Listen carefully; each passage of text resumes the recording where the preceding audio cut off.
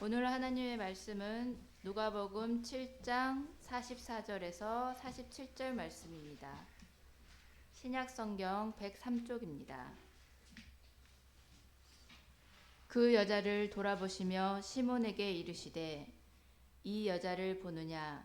내가 내 집에 들어올 때 너는 내게 발 씻을 물도 주지 아니하였으되 이 여자는 눈물로 내 발을 적시고 그 머리털로 닦았으며 너는 내게 입맞추지 아니하였으되 그는 내가 들어올 때로부터 내 발에 입맞추기를 그치지 아니하였으며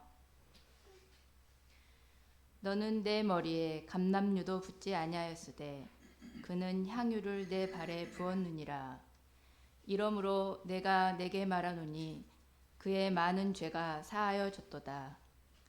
이는 그의 사랑함이 많음이라. 사함을 받은 일이 적은 자는 적게 사랑하느니라.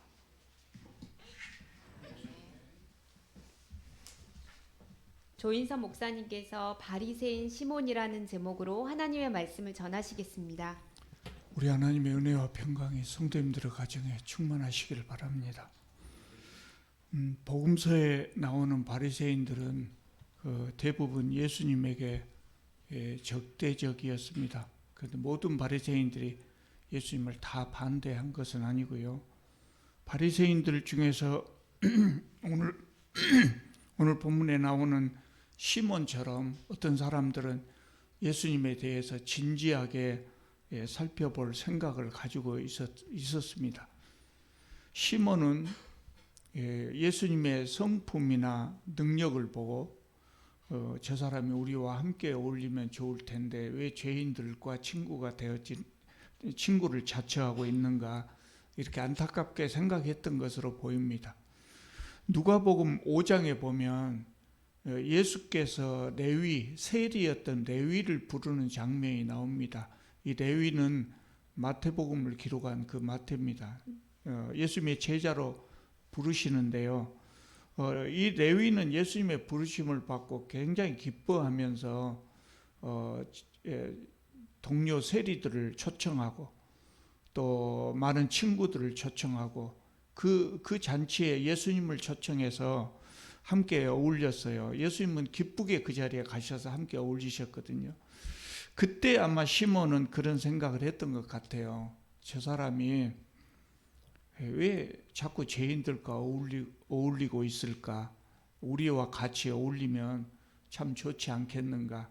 그런 생각을 했던 것 같아요.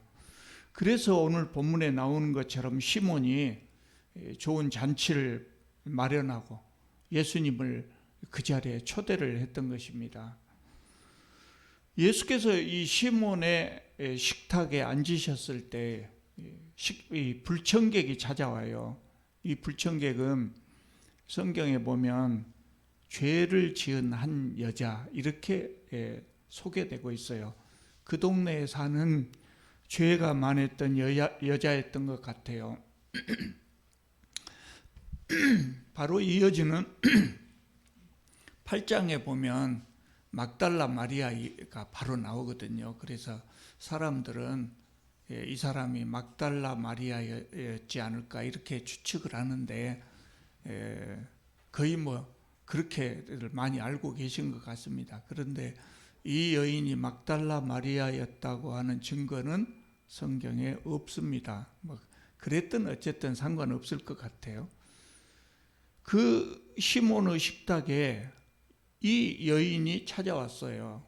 지금이야 사생활을 중요하게 생각하는 시대라 불청객이 남의 집에 함부로 갈 수 없지요. 그러나 그 시대에는 동네에 잔치가 있다고 하면 동네 사람들이 다 가서 도와주기도 하고 또 음식을 같이 나눠 먹기도 하고 그랬지요. 그런데 예수님은 그 시대에 정말 인기 있는 분이었잖아요. 그러니까 예수님 가시는 곳마다 따라다니는 사람이 있었다고요. 그러니까 이 시몬의 시몬의 집에도 보나마나 많은 사람들이 몰려 들어가서 그 예수님과 시몬과 또 비슷한 사람들 그 식사 자리에 앉아서 식사하면서 이야기하는 것을 구경하고 있었을 거라고요. 그래서 이 여인도 시몬의 집에 어렵지 않게 들어갈 수 있었던 것 같아요. 이 여인은 시몬의 집에 들어가면서 작정하고 향유를 예수님에게 발라드릴 목적으로 이 향유 옥합을 가지고 갔었습니다. 그 시대 사람들이 이제 식사를 하면서 로마 사람들처럼 이렇게 비스듬히 누워서 식사를 하잖아요. 그러면 향유는 대부분의 경우에 머리에 바른다고요. 근데 이 여인은 예수님의 발 쪽에 가서 발에 바르거든요. 아마 그랬던 것 같아요. 이렇게 추측을 해볼 때 그 자리에 많은 점잖은 사람들이 모여 있고 또 예수님이 그 자리에 같이 계시는데 그 식사하는 것을 방해하고 싶지 않았던 것 같아요. 또 여자가 많은 사람들이 모여 있고 또 점잖은 사람들이 그 자리에 있는데 그 사람들의 눈총을 받는 것도 별로 원하지 않았던 것 같아요. 그래서 그들의 시선을 피하기 위해서 예수님의 발 쪽으로 갔던 것 같아요. 이 여인이 예수님의 발에 향유를 바르려고 할 때 갑자기 눈물이 쏟아졌어요. 그러니까 이 여인은 이전에 예수님으로부터 죄가 많은 사람이었기 때문에 예수님으로부터 죄 사함을 받았든지 아니면 특별한 은혜와 사랑을 받았던 것으로 생각됩니다. 이 사람이 향유를 바르려 가가지고 자신이 지은 죄와 또 예수님으로부터 받았던 은혜를 생각하니까 눈물이 쏟아졌겠죠. 당황해서 이 여인은 자기도 모르게 아마 긴 머리카락으로 예수님의 발을 닦았던 것 같아요. 그리고 이제 그 발에 입을 맞추고 향유를 부었습니다. 이 광경을 시몬이 보고 있었어요. 그리고 마음속으로 그런 생각을 해요. 39절을 보면 이 사람이 만일 선지자라면 자기를 만지는 이 여자가 누구며 어떠한 자 곧 죄인인 줄 알았으리라. 이렇게 마음속으로 생각을 합니다. 이게 무슨 말입니까? 예수님은 선지자가 아니라는 거예요. 저 사람 별 볼 일 없었네? 그런 의미입니다. 경멸의 의미가 담겨 있어요. 시몬이 예수님을 초대했던 이유는 정말 이 사람이 선지자인가? 소문이 하도 좋게 나오고 그래서 선지자인가? 또 우리와 같이 교제할 만한 사람인가? 이걸 확인하기 위해서 초대를 했단 말이죠. 그런데 이 사람이 자신의 발을 만지는 사람이 죄인인 줄도 모른다면 예수는 선지자가 아니다. 이렇게 결론을 내린 거예요. 그 시대 사람들은 죄인인가 아닌가 그러면 보면 알았던 것 같아요.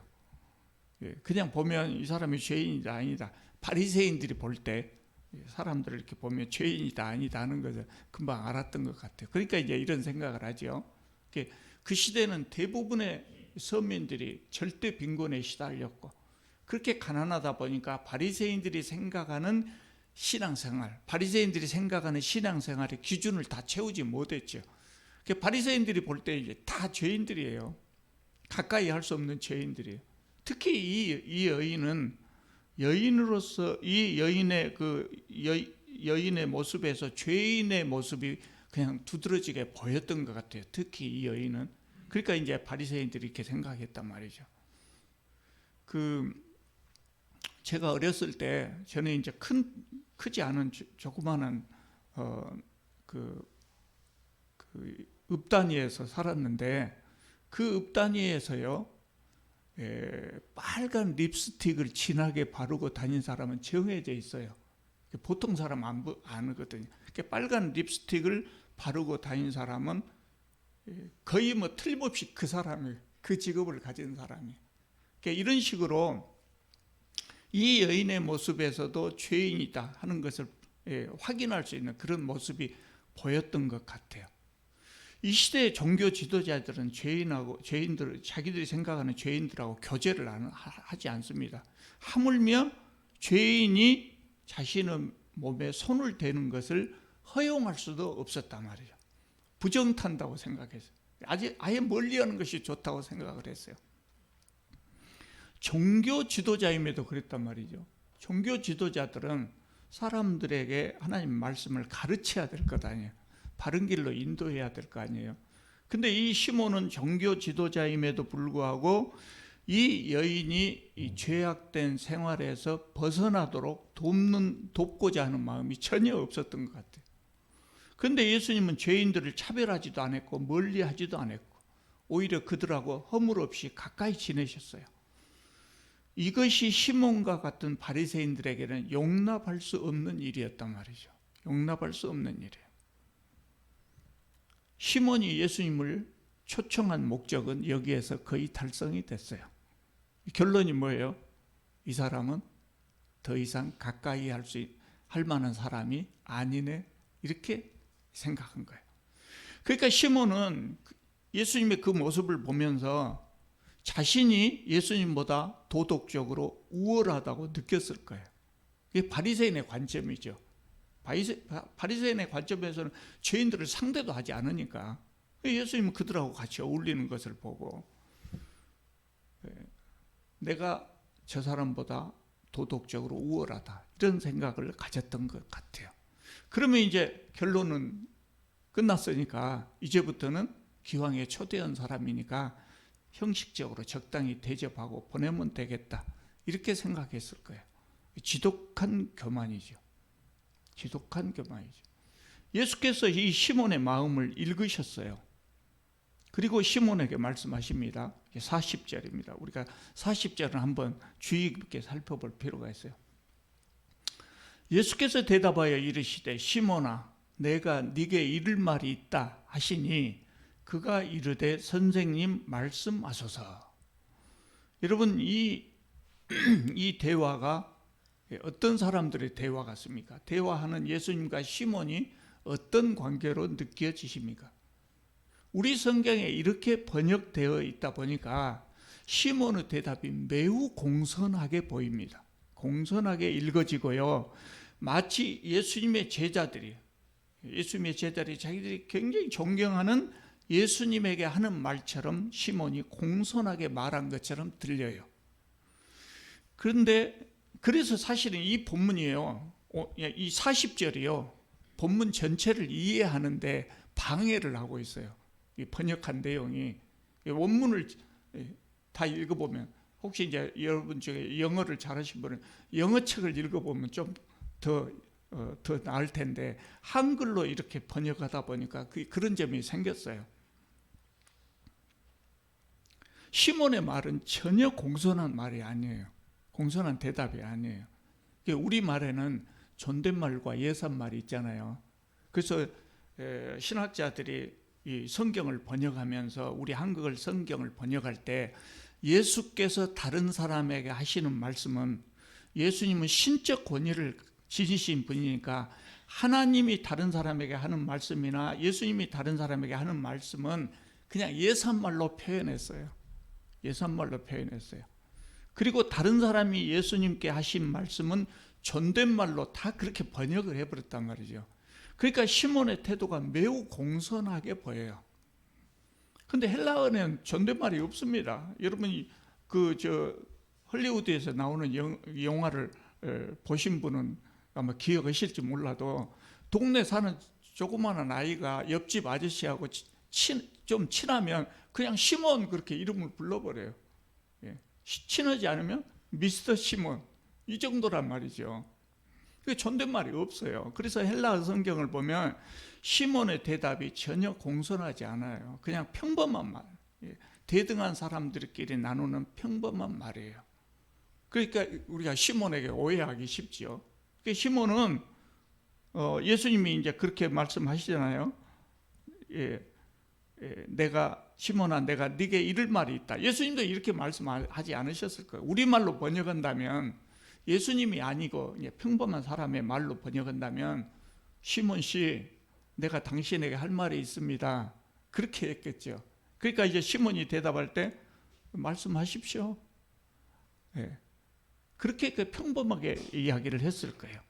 그러니까 예수님께서 이제 시몬에게 말씀하십니다. 44절을 보면 아까 우리 함께 읽은 내용인데요. 그 여자, 죄 많은 여자를 돌아보면서 시몬에게 말하기를, 이 여자를 보느냐? 내가 네 집에 들어올 때 너는 내게 발 씻을 물도 주지 아니하였지만 이 여자는 눈물로 내 발을 적시고 그 머리털로 닦았으며 너는 내게 입 맞추지 아니하였으되 그는 내가 들어올 때부터 내 발에 입 맞추기를 그치지 아니하였으며 너는 내 머리에 감람유도 붓지 아니하였으되 그는 향유를 내 발에 부었느니라. 이게 무슨 말입니까? 예수님이 그 여인을 비교하면서 시몬에게 이야기하는 거예요. 너는 심하게 결례를 했다. 근데 이 여인은 너하고 달랐다. 그렇게 말씀을 하시는 거예요. 이것이 오늘 말씀의 줄거리거든요. 오늘 본문은 그 시대 사람들이 예수님을 어떻게 대했는가를 대조적으로 보여줍니다. 특히 종교 지도자들과 서민들, 죄인들로 여겨졌던 서민들의 반응을 그대로 보여주고 있는 거예요. 대조해서 보여주고 있는 거예요. 예수께서 아까 말씀드린 5장에 있었던 레위의 잔치에서 나는 죄인들을 위하여 왔다 이렇게 말씀을 하셨어요. 그래서 죄인들은 예수님을 좋아하고 환영했어요.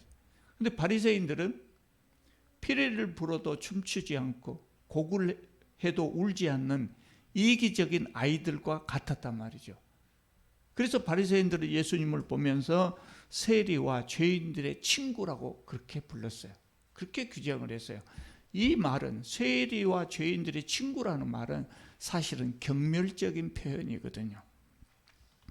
시몬은 예수님을 초대하면서 조금 예수님에 대해서 기대를 했던 것 같아요. 우리하고 어쩌면 잘 구슬리면 우리하고 어울릴 수 있는 사람이다 이렇게 생각했던 것 같아요. 그래서 좋은 식탁을 마련하고 점잖은 사람들을 초대해서 배석시키고 그리고 예수님을 초대했단 말이죠. 그 초대하면서 마음속으로 그런 생각을 가졌을 거예요. 나는 이 정도 되는 사람이다. 이 시대에 이 정도 잔치를 베풀 수 있는 사람이고 이렇게 고상한 사람들하고 교제하는 사람이다. 그러니 당신도 죄인들과 어울릴 것이 아니라 나 같은 사람과 어울리면 좋지 않겠느냐. 그런 생각으로 예수님을 초청했던 것 같아요. 그러니까 예수님의 말씀을 들어보려고 하는 자세도 아니고 예수님의 가르침을 들어보려고 하는 자세도 아니죠. 예수님하고 대등한 위치에서 어찌 보면 예수님보다 우월한 자세로 예수님을 초대해요. 예수님을 대하는 모습이 뭐였겠어요? 갈릴리 촌 사람 대하듯 됐단 말이죠. 그러니까 예수님께서 말씀하신 것처럼 예수님에 대해서 많은 결례를 범하게 된 거예요. 예수님이 그 집에 들어가셨을 때 시몬이 예수님께 발 씻을 물도 주지 않았다 그랬어요. 줘야 돼요. 당연히 줘야 돼요. 유대인들은 샌들을 신고 다니잖아요. 그리고 건조한 지역이라 먼지가 펄펄 나는 그런 거리를 걸어 다니면 조금만 걸어도 발이 금방 더러워지죠. 그 발로 남의 집에 들어가기 어렵단 말이죠. 그러니까 남의 집에 들어가면 초대한 사람이 당연히 발 씻을 물을 주든지 하인이 있는 사람들은 하인을 시켜서 발을 씻어줘요. 또 예수께서 시몬에게 너는 내게 입 맞추지 않았다 그랬잖아요. 유대인들은 지금도 그런 풍습이 남아있는 사람들도 있대요. 내가 필리핀에 좀 몇 달 살다 온 적이 있는데 거기 가면은 그래요.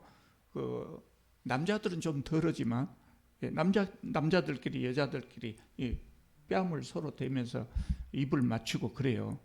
또 유대인들은 귀한 손님일수록 비싼 기름을 머리에 발라주거든요. 근데 시몬은 예수님의 머리에 싼 기름도 바르지 않았다고 해요. 그러니까 시몬은 예수님을 초대했지만 예수님을 대하면서도 보통 사람들에게 대하는 정도의 예도 갖추지 않았다. 큰 결례를 범한 것이죠. 시몬은 예수님을 랍비로 대하지도 않았던 것 같아요.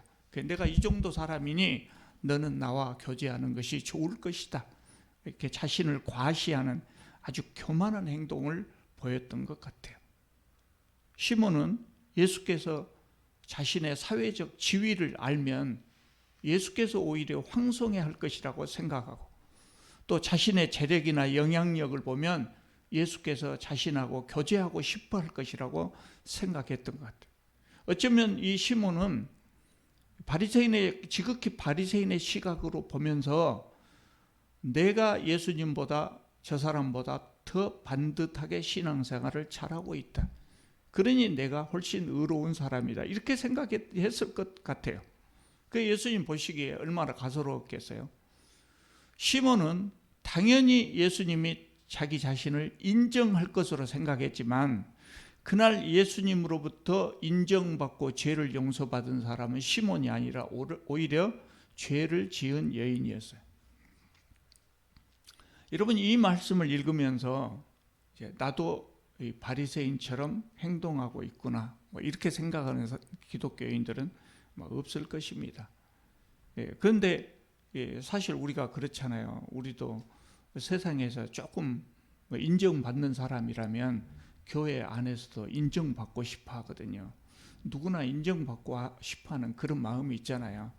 그러니까 우리가 이 세상 속에 살기 때문에 세상 속에 살았던 그 가치관, 그 습관을 가지고 교회에 들어오거든요. 교회에 올 때도. 자기도 모르게 나 이런 사람인데 좀 사람들이 알아봐 줬으면 좋겠는데 그런 마음을 가지고 있어요. 누구나 인정받고 싶어하는 그런 마음을 가지고 있어요. 그래서 어떤 사람은 심은 경우에는 온 교우들이 자신을 인정하고 떠받들어 주기를 기대하고 있고, 또 목사가 특별 대우를 하면 좋아하고, 열심히 신앙생활하지 하고, 별로 알아주지 않으면 그냥 교회를 떠나는 경우도 있고 그래요. 신앙생활에 대한 바른 자세가 아니죠. 교회를 친목단체로 생각하고 교제의 폭을 넓히기 위해서 신앙생활을 시작했다면 그럴 수 있겠습니다만은, 교회는 하나님을 섬기기 위해서 존재하는 그런 곳이잖아요. 하나님 앞에서 세상에서 생각하는 위계 질서나 재력이나 사회적 지위가 무슨 의미가 있겠어요? 우리가 사는 세상은 타락한 세상이기 때문에 부득이하게 위계 질서가 있어요. 그러나 교회는 평등 공동체예요. 교회의 본질이 평등이거든요. 우리가 그래서 예배당에 들어설 때는 항상 우리가 그런 자세를 갖춰야 돼요. 예배당에 들어서기 전에, 문 들어가기 전에 다 내려놓고 가야 돼요. 세상에서 가지고 있었던 위계 질서나 또 세상에서 인정받을 만한 것, 그런 것들을 다 내려놓고 겸손한 마음으로 교회에 들어. 그러니까 교회에 들어온 사람들은 모두 다 평등한 사람이 돼야 된다. 평등한 사람들. 그것이 교회거든요. 그 마음이 남아있지 않는다면, 그리고 여전히 세상에서 생각했던 그 위계 질서에 젖어 있다면 그 교회가 좋은 교회가 될 수 없어요. 그 교회가 절대로 좋은 교회가 될 수 없어요. 교회라고 하는 본질에서 어긋나기 때문이죠. 교회 안에는 물론 목사나 장로나 집사, 권사와 같은 직분이 있지요. 직분이 있어요. 그런데 우리가 그 분명히 알아야 될 것이, 이 직분은 교회의 위계 질서 아니에요. 위계 질서라고 말하는 사람들이 있는데 이거는 교회의 위계 질서가 아니라 맡은 일을 표현하는 단어일 뿐이에요. 그게 목사가 제일 높은 사람이고 그게 아니단 말이죠. 목사는 여러분들에게 성경 말씀을 전달하는 사람일 뿐이에요. 그게 위계 질서가 아니고 맡은 직분을 나타내는 거예요. 그런데 많은 교회에서 저도 그런 목사님들을 많이 섬기면서 살아왔어요. 살아왔지만 내가 하나님의 종인데 너희들은 나한테 순종해야지, 그런 생각을 가진 목사들이 많아요. 그러다 보니까 그것을 성도들이 다 배운다고요. 그래서 그렇게 행동해요. 교회 안에서 장로가 되면 굉장히 높아진 것 같고 어깨에 힘이 들어가고, 그러면 그 교회는 이제 더 이상 좋은 교회가 아니죠. 좋은 교회가 될 수가 없어요. 그러니까 예배당 문에 들어오면서 시몬이 생각했던 그런 자세를 탁 내려놔요. 시몬이 예수님을 메시아로 인정하겠습니까? 알아보지도 못하지요. 왜냐하면 그 생각을 가지고 있으니까. 나는 이렇게 신앙생활을 바르게 잘하고 있다. 세상 사람들, 저 사람들하고 나는 다르다. 저것들은 죄인이고 나는 의인이다. 이런 생각을 가지면 어떻게 메시아로 받아들일 수가 있겠습니까? 하나님을 알아볼 수가 있겠습니까? 하나님 앞에서는 누구나 죄인일 뿐이죠. 의인이라고 생각하는 바리새인이나 죄인이라고 생각하는 그 여인이나 하나님 앞에서는 다 죄인이죠. 그러니까 예수님 앞에서 누구나 오늘 본문에 나오는 죄인처럼 겸손하게 엎드려야죠. 거의 복된 자세죠. 그래서 이 여인은 죄사함을 이날 예수님으로부터 죄사함을 받았던 겁니다. 바리새인 시몬은 스스로 지혜로운 자라고 생각했지만 예수님을 알아보지 못한 그런 어리석음 때문에 예수님 앞에서 교만하게 행동을 했습니다. 그런데 죄를 지은 한 여인은 스스로 어리석은 자, 죄인이라고 생각했지만 예수님을 알아보는 지혜를 가졌어요. 그래서 겸손하게 행동했어요. 시몬은 죄를 용서하는 예수님의 권위를 의심했지만 이 죄를 지은 이 여인은 예수님을 신뢰하고 죄 사함을 받았어요. 재산이든 권력이든 지식이든 많이 가졌다고 하는 그 생각이 우리를 교만하게 만들 수 있어요. 적게 가졌다고 생각하는 것이 오히려 우리를 겸손하게 하지요. 그래서 많이 가진 것은 세상에서 생각하는 그 좋은 것들, 그런 것을 많이 가졌다고 하는 것은 구원을 얻는 과정에서 오히려 우리에게 불리하게 작용할 수도 있어요. 그러니까 복이 꼭 복이 아니고 화가 꼭 화가 아니고 복이 화가 되기도 하고 화가 복이 되기도 하고 그런 것이죠. 그래서 신앙생활에서 중요한 것은 겸손이다. 절대로 하나님 앞에서 겸손한 자세를 서야 된다. 그래서 신앙생활에서는 겸손을 그렇게 강조하는 것입니다. 여러분, 오늘 말씀 속에서 우리는 다른 것을 잊어버릴지라도 교회를 생각할 때 교회는 평등 공동체다, 이런 마음을 가졌으면 좋겠어요. 우리 성도들 중에 대놓고 자신의 가진 것을 과시하려고 하는 분은 저는 지금까지 한 분도 보지 못했어요. 그런데 큰 교회 가면 사회적인 지위가 높은 사람들이 있잖아요. 제법 그런 사람들이 있어요. 본인들에게도 해가 되고 성도들에게도 해가 되죠. 우리는 항상 하나님 앞에서, 교회 앞에서 세상에 가지고 있는 위계질서나 사회적 영향력, 그것 때문에 잘못되지 않도록 모든 것 다 내려놓고 이 죄를 지은 여인처럼 겸손하게 엎드릴 수 있기를 바랍니다. 기도드리겠습니다. 거룩하신 하나님, 주님께서 저희들에게 재물과 명예와 권력을 나누어 주셔서 감사합니다. 주님께서 주신 것들이 많음으로 인하여 교만하게 되지 않도록 도와주시옵소서. 주님께서 주신 것이 적음으로 인하여 위축되지 않도록 도와주시옵소서. 오직 주님 앞에서, 교회 앞에서 한없이 겸손하게 하여 주시옵소서. 예수님의 이름으로 기도드립니다. 아멘.